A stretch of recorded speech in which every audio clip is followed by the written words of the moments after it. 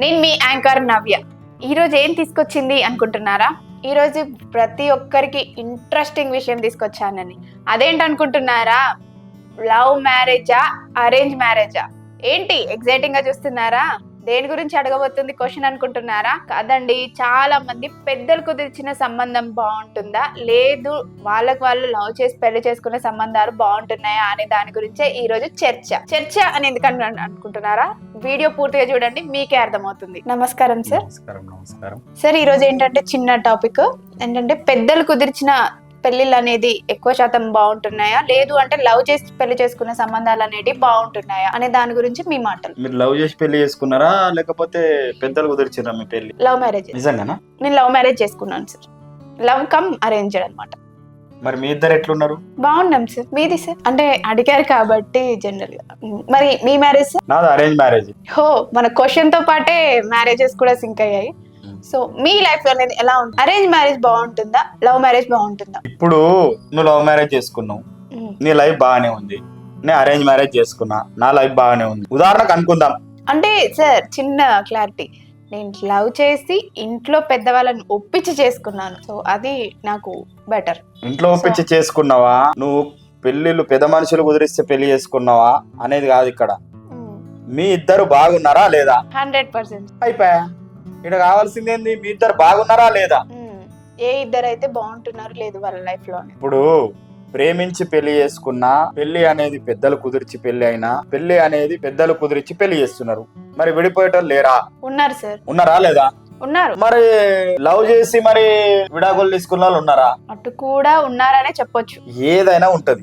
అనేది ఏంటంటే, మీ ఏ ఇద్దరైతే మేము బాగుండాలి, మేము బాగుండడానికి ప్రయత్నం చేస్తాము, మేము బాగుంటాం అనే నిర్ణయం ఎవరికైతే కరెక్ట్ గా ఉంటదో ఆ భార్య భర్తల మధ్య ఎప్పటికీ ఎలాంటి సమస్యనే రాదు. చాలా మంది ఏం ఆలోచిస్తున్నారు తెలుసా సార్? లవ్ మ్యారేజ్ చేసుకుంటే ఫ్యామిలీ సపోర్ట్ ఉండదు, మనం అరేంజ్ మ్యారేజ్ చేసుకుంటేనే ఫ్యామిలీ సపోర్ట్ అనేది చాలా స్ట్రాంగ్ గా ఉంటుంది. సో వాళ్ళ లైఫ్ ఫ్యామిలీ సపోర్ట్ వల్లనే బాగుంటుంది అనుకునే వాళ్ళు కూడా చాలా మంది ఉంటారు కదా. దాని గురించి ఫ్యామిలీ సపోర్ట్ అనేది నిజంగా లవ్ మ్యారేజ్ చేసుకున్నప్పుడు ఉండదు.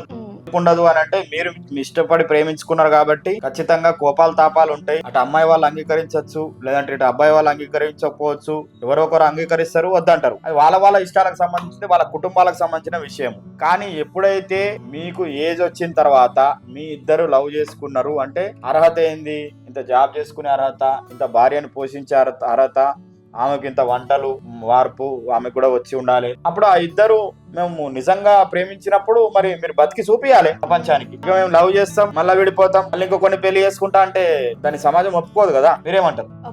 100% కరెక్ట్. మరి అట్లనే ఇప్పుడు ఎవరైనా మామూలుగా పెళ్లిళ్ళు పెద్దలే కుదిరిచ్చింది అనుకుందాం. ఏ అబ్బాయిది కావచ్చు, పెళ్లిని పెద్దలే కుదిరిచ్చింది అనుకుందాం. అమ్మాయిది కావచ్చు, అబ్బాయిది కావచ్చు, కుదిరిచ్చిండ్రు. కుదిరిచ్చినప్పుడు ఎట్లుండాలి? మంచిగా ఉండాలి. మేము ఇక రోజు గొడవలు చేసుకుంటాం, మాకు నువ్వు నాకద్దు, నేను నీకద్దు, నేను నిన్ను రోజు అనుమానిస్తా, లేదంటే నువ్వు టైంకి వస్తేనే బాగుంటది అని ఒకరి మీద ఒకరు ఆధిపత్యం చెలాయిస్తే అప్పుడు ఆ సంసారం కూడా విడిపోతారు. ఏ ఇద్దరైనా కావచ్చు, ఇద్దరు లవ్ మ్యారేజ్ చేసినా, పెళ్లి అనేది పెద్దలు కుదిరించినా, మేమిద్దరం చక్కగా లేము, మేమిద్దరం కరెక్ట్ గా లేము అన్నప్పుడు ఖచ్చితంగా విభేదాలు వస్తాయి. ఆ విభేదాలు చిన్నది పోయి పెద్దగా అవుతుంది, పెద్దగా అయిపోయి అది కుటుంబాలకు ఇబ్బందికరంగా మారుతుంది. మీరు డైవర్సులు తీసుకుంటారు. ఆ గోస, అదే మీ బాధ ఏదైతే ఉంటుందో మీ పిల్లలకు మీకు ఇబ్బంది కలిగించే విషయం. కాబట్టి ప్రతి ఒక్కరు ఏంటంటే, ఎలా ఉంటాము, ఎలా ఉండాలి అనేది ఒక డిజైన్ చేసుకోండి. ఏమంటారు? ఏంటంటే ఇప్పుడు ప్రేమ పెళ్లి చేసుకున్న, పెద్దలు కుదిర్చిన పెళ్లి చేసుకున్న వాళ్ళిద్దరి మధ్యలో అండర్స్టాండింగ్ అనేది ఖచ్చితంగా అవసరం. సో దానికి ఏమంటారు? ఖచ్చితంగా దానికి ఎన్నిసార్లు చెప్పినా ఒత్తి చెప్పినా సమాజంలో ఆ ఇద్దరికి ఖచ్చితంగా ప్రేమ అనేది ఉండాలా. భర్త అనేటోడు ప్రతిరోజు ఆమె లోపల పెంపొందించాలా. ఆ బాధ్యత భర్తది, భరించేవాడే భర్త. అంతే తప్ప ఏదో ఆమె ఒక వస్తువు అడిగింది, ఏదో పలానా ఒక వస్తువు నువ్వు తేగలవు, లేకపోతే నాకు టైం లేదు, నాకు టైం సరిపోదు, నాతోని కాదు. అట్లనే భార్య కూడా అడిగిండు. భర్త ఏమని అడిగిండంటే, నేను పలానా నాకు కూర అంటే ఇష్టము, వండి పెట్టు అన్నాడు. ఇక నాకు కాళ్ళు వస్తున్నాయి, కడుపును వస్తున్నాయి అంటే నడవదు కదా. ఒక రోజు 2 రోజులు అది కామన్, భర్త కూడా అర్థం చేసుకుంటాడు. కానీ ప్రతిరోజే అలా బిహేవ్ చేస్తే ఇద్దరి మధ్యలో ఏం బాండింగ్ ఉంటది? ఆ ఇద్దరి మధ్యలో ఏముంటది? ఒకరికొకరు కోపాలు తప్ప ఏముంటాయి? ద్వేషాలు తప్ప ఏం పెరుగుతాయి? అంటే కూరల గురించి కాదు ఇక్కడ మాట్లాడాల్సిన విషయం. అంటే విసుగు అనేది ఒక విషయంలో రాదు, కొన్ని వందల విషయాలు దాటిన తర్వాత విసుగు అనేది వస్తుంది ఏ ఇద్దరి మధ్యలో అయినా. కాబట్టి ఆ విసుగు అనేది రానియకండి దయచేసి. విసుగు అనేది వచ్చింది అని అంటే అది లవ్ మ్యారేజ్ అయినా, అరేంజ్ మ్యారేజ్ అయినా, ఇంకా ఏ మ్యారేజ్ అయినా వాళ్ళు కలిసి ఉండడం అనేది కష్టతరంగా మారుతది. కాబట్టి భార్యాభర్తలు ఎవరైతే ఈ వీడియోను వింటున్నారో మేం చెప్తున్న ఈ ముచ్చటను మీ మైండ్ లోకి ఎక్కించుకోండి, అర్థం చేసుకోండి. అంటే గొడవలు వచ్చినా సరే చిన్న చిన్నగా ఉన్నప్పుడే మర్చిపోవాలి అంటారా, తగ్గించుకోవాలి, అవి మర్చిపోవడం అనేది పెరగకుండా ఉండాలి ఏముంటది? అని చెప్పి. అసలు భార్యాభర్తల మధ్యలో గొడవ కాదు అది, ఒక విషయం తెలియని విషయాన్ని అసలు చెప్పుకోవడం. గొడవలు లేని ఇప్పుడు ఒక విషయాన్ని ఏదైతే ఉంటుందో భర్త అనేతోడు చెప్పే విధానం రాక కోపంతో చెప్పినప్పుడు దాన్ని ఏమంటారు, గొడవ అంటారు. భార్య అనేది అర్థం చేసుకోకుండా బిహేవ్ చేస్తే మళ్ళీ దాన్ని గొడవ అని అంటారు. ఏ ఇంట్లో అయినా మట్టిపోయి ప్రతి ఇంట్లో గొడవ ఉంటుంది అంటారు. ప్రతి ఇంట్లో గొడవలు లేని ఇల్లు లేదు. గొడవ కాదు అది, దాన్ని గొడవ అనే పేరు పెట్టద్దు అసలు. యాక్చువల్ గా ఆ భర్త తనకు ఎలా ఉండాలి, ఆ భార్య తనకు ఏం కావాలనే విషయాన్ని చెప్పే విషయంలో ఒకరి మీద ఒకరు దూషణ చేసుకుంటూ కోపాలు వ్యక్తపరుస్తూ అనవసరమైన చూపులతో ఒకరినొకరు నిందించుకుంటూ మాటలతో నిందించుకుంటూ అప్పుడు ఏమైపోతుంది అంటే అది కోపం కాస్త ద్వేషం కాస్త కొట్టుకుంటారు. ఎన్ని ఇల్లు లేవు కొట్టుకునేటి, నలుగురు వచ్చి మళ్ళీ ఇదేంద్ర నాయన అంటారు. అంటే కాబట్టి వాళ్ళిద్దరి మధ్యలో గొడవ అనేది ఎదుటి వానికి చాయిస్ అవుతుంది. అంటే వాళ్ళు ఒక మాట ఖచ్చితంగా కదా.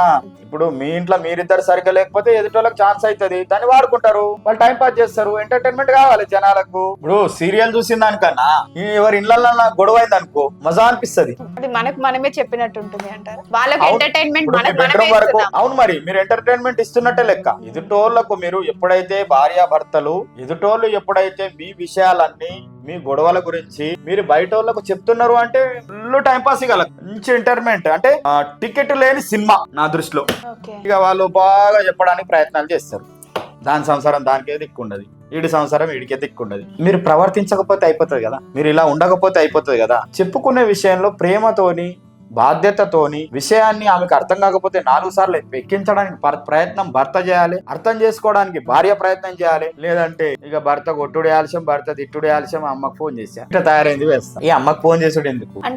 అంటే షేర్ చేసుకోవడం కూడా తప్పు అంటారా మీరు? షేర్ చేసుకోవడం తప్పంటలేను నేను ఇక్కడ, ప్రాబ్లం గురించి చెప్పడం తప్పంటలేను ఇక్కడ. కానీ ఆమె తెలిసి తెలియక ఏదో సజెషన్ ఇస్తుంది కదా, ఆమెకు పూర్తిగా తెలియదు. ఎందుకంటే ఆమె రోజు అదే పని, నాయనతో గొడవ. చెప్పే విషయం రాంగ్ గా కన్వే అవుతుంది. Wrong convey. చెప్పే విషయము విధానం ఉంటది. భర్త కోపానికి వచ్చినప్పుడు భార్య ఏం చేయాలి అని ఉన్నాయి. ఒకరికి కోపం వచ్చినప్పుడు ఒకరు సహనంతోని ఓపికతోని వినాలి, అర్థం చేసుకోవాలి. అది టైం దాటిన తర్వాత తగ్గుతుంది కదా. నువ్వెంత అంటే జరిగేదేంది? మరి వాళ్ళ అమ్మోళ్ళ ఇంట్లో అదే జరుగుతుంది, ఈ పిల్లకి అదే నూరు పోసిండ్రు, మరి ఈ పిల్ల వచ్చి ఇదే పని చేస్తుంది. ఇదంతా చెప్పడం వల్ల సరైన గురువులు లేరు. పెద్ద మనుషులు ఉన్నారైతే పెద్ద మనుషులు నాకెందుకు రా భయ్, ఇప్పుడు నేను ఒక మాట అన్నా, నీ సంసారం నీకే దిక్కులేదని నేను ఒక మాట అన్నా, అట్లా నాలాంటోళ్ళు అనేటోళ్ళు ఉన్నారు.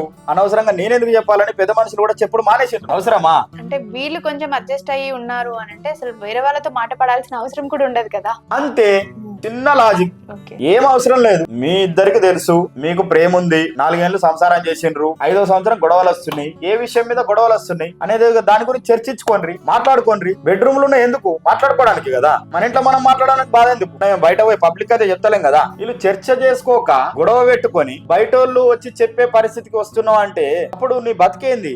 ఆగమే కదా. అందరు చెప్తారు, ఇక తెలిసింది చెప్తుంది, తెలిసినోడు చెప్తారు, హుషారులు చెప్తారు, ఇక అందరు చెప్తారు. రెండిట్లో ఏ పెళ్లి బెటర్ అంటారు అనే దాని గురించి మనకు క్లారిటీ ఇవ్వలేదు ఇంకా. అంటే అరేంజ్ మ్యారేజ్ బెస్టా, లవ్ మ్యారేజ్ బెస్టా అనే దాని గురించి. మీరు లవ్ చేయండి, తప్పులేదు. మీకు పెళ్లి పెద్దలు కుదిరిస్తే పెద్దల ద్వారా చేసుకోండి. బెస్ట్ ఏదనేది కాదు ఇక్కడ. ఏదైనా పెళ్లి, ఏదైనా ప్రేమ బంధమే, ఏదైనా భార్యాభర్తల బంధమే. కాబట్టి ఈ భార్యాభర్తల బంధంలో మీరు ఎంత అన్యోన్యంగా ఉన్నారు అనేదే పని చేస్తారు తప్ప, ఇంత ప్రేమతో ఉన్నారు అనేది మన సమాజానికి తెలియజెప్తే తప్ప ఇంకా ఏ విషయాలు కావు. లవ్ చేస్తే బాగుంటారు, పెళ్లి చేస్తే బాగుంటారు, ఈ విషయాలన్నీ వదిలేసేయండి. ఇలా ఏం లేదు, అది బూడిగా తెలియని వాళ్ళు చెప్తారు. ఉంటాయి సమస్యలు, సమస్యలు తట్టుకోవాలి. లవ్ మ్యారేజ్ లో సమస్యలు ఉంటాయి, వాళ్ళు పట్టించుకోరు పెద్దలు, తప్పులేదు. మరి నువ్వు నచ్చినప్పుడు నువ్వు చేసుకున్నప్పుడు పట్టించుకోరు, దాన్ని నువ్వు సీరియస్ గా తీసుకోకు. ప్రేమించినావు కదా, చూసుకో భార్య. అరే భార్య కోసము ఇప్పుడు ముంతాజ్ షాజహాన్ ఉన్నాడు. షాజహాన్ ఏం కట్టిండు భార్య కోసము? తాజ్ మహల్ నే కట్టిండు. దేనికోసం కట్టిండు?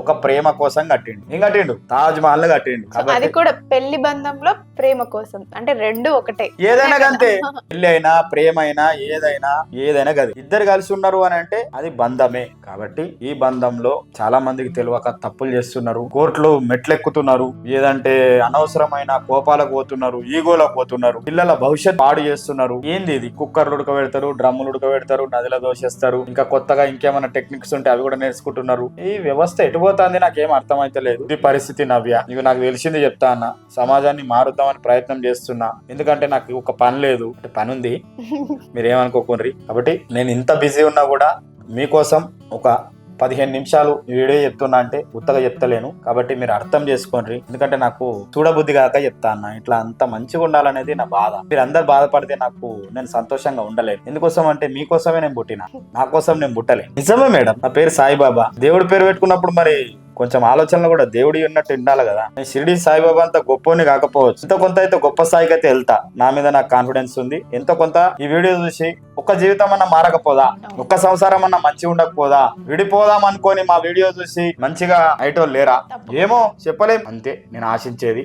నాకేం డబ్బులు అవసరం లేదు, మీరు మంచిగా ఉండాలని నేను కోరుకుంటున్నా. మరి నవ్య గారు. ఓకే అండి, thank you so much Saibaba sir. ఇంత మంచి విషయాన్ని, అంటే ఇటు ప్రేమ పెళ్లి అయినా కావచ్చు, అరేంజ్ మ్యారేజ్ అయినా కావచ్చు, మనం ఎలాంటి పెళ్లి చేసుకున్నాం అనేది ముఖ్యం కాదండి. ఆ ఇద్దరు అనే వ్యక్తులు ఎలా జీవిస్తున్నారు, ఎంత అన్యోన్యంగా ఉంటున్నారు అనేదే ముఖ్యం అనేది మీరు ఫైనల్ గా చెప్పారు. కాబట్టి సో ఇంత మంచి మెసేజ్ మీ అందరికి నచ్చినట్లయితే ఇంకెందుకండి ఆలస్యం, మీరు ఏ పెళ్లి చేసుకున్నా, ఎలాంటి పెళ్లి చేసుకున్నా వచ్చే వాళ్ళని అర్థం చేసుకొని ఉంటే అది చాలు మన జీవితానికి. సో ఈ వీడియో మీ అందరికి నచ్చినట్లయితే లైక్ చేయండి, షేర్ చేయండి, సబ్స్క్రైబ్ చేయండి.